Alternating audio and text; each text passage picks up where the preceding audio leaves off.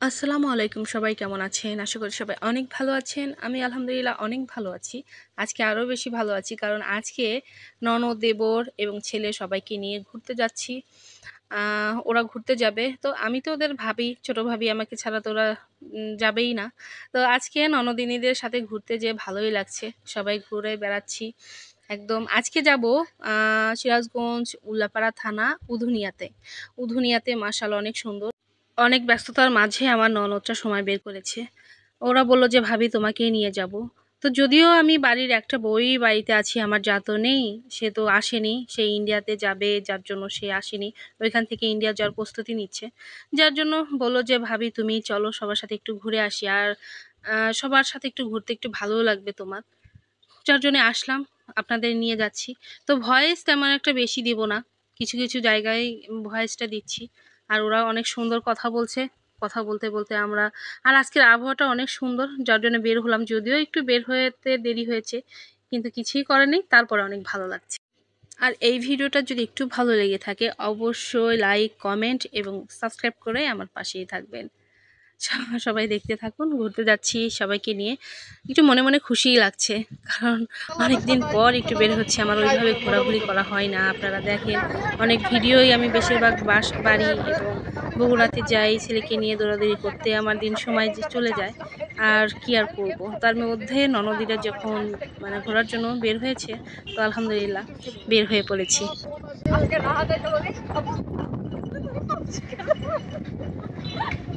না অনেকে একটা কম্পাউন্ডার ঠিক আছে এই ফাইট দিচ্ছি ওই সময় রাত ফুটে পড়ছে ওই জন্য যে রুমে এসে গল্প করলাম না আপু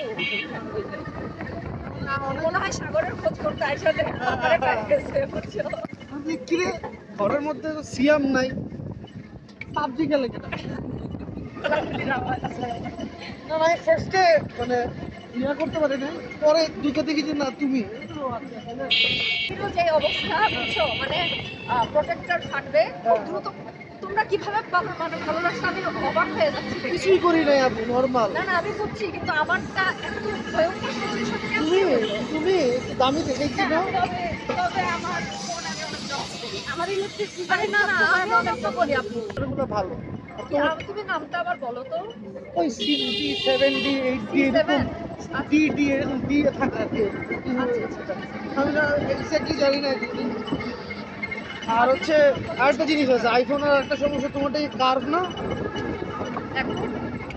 হ্যাঁ তোমারটা কার্ভ এই জন্যই ভালো ওটাতে পলি করে নিই পলি করে নিয়ে তোমার গ্লাস ভাববে পলি করে নিয়েও আর যদি গ্লাস ভালো রাখতে চাও তাহলে কাভার ইউজ করতে হবে কারণ হচ্ছে এটার বিটটাও আপ হয়ে যায় যার কারণে শার্প এজেসের কারণে কিছু জুতা লাগবে আমি আবার কভার খুলছি বুঝছো আমার গেমিংয়ের জন্য কভার খুলছি গরম হয়ে যায় দেখা যাচ্ছে গরম হয় তো আমি আবার হচ্ছে এই জন্য কভার খুলছি না আমি এভাবে রাখার অভ্যাস হয়ে গেছে প্রথমে মনে হয় এটা তো স্লিপ ক্যাপ করে যাবে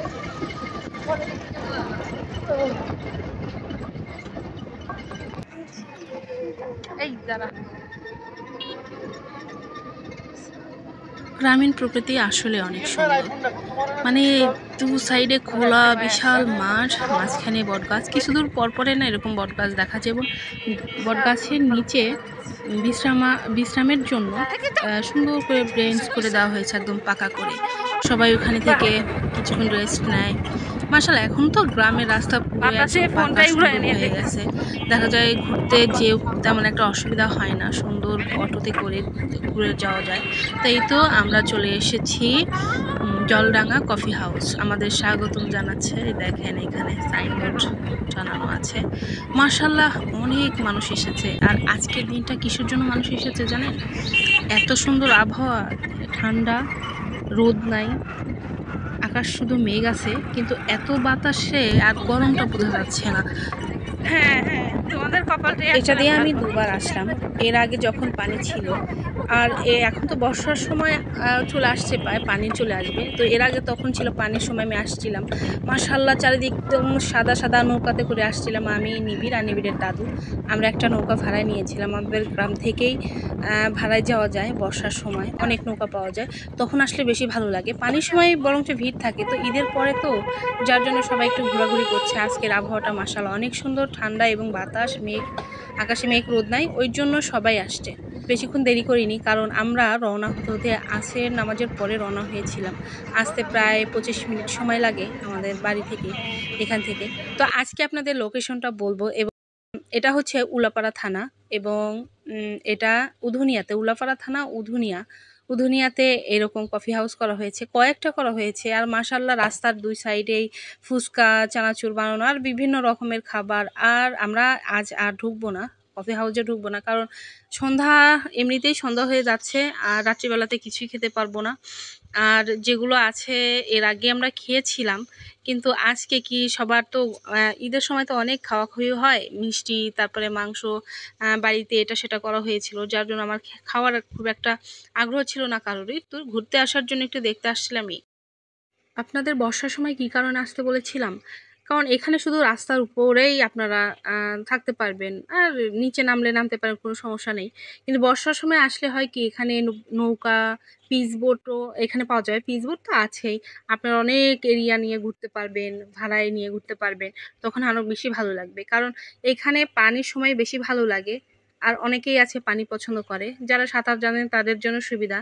আর অসুবিধা তেমন একটা নেই, কারণ এখানে অসুবিধা আছে, নেই বললেই না, আমি হয়তো ভুল বললাম, কারণ এখানে প্রচণ্ড বর্ষার সময় ঢেউ হয়।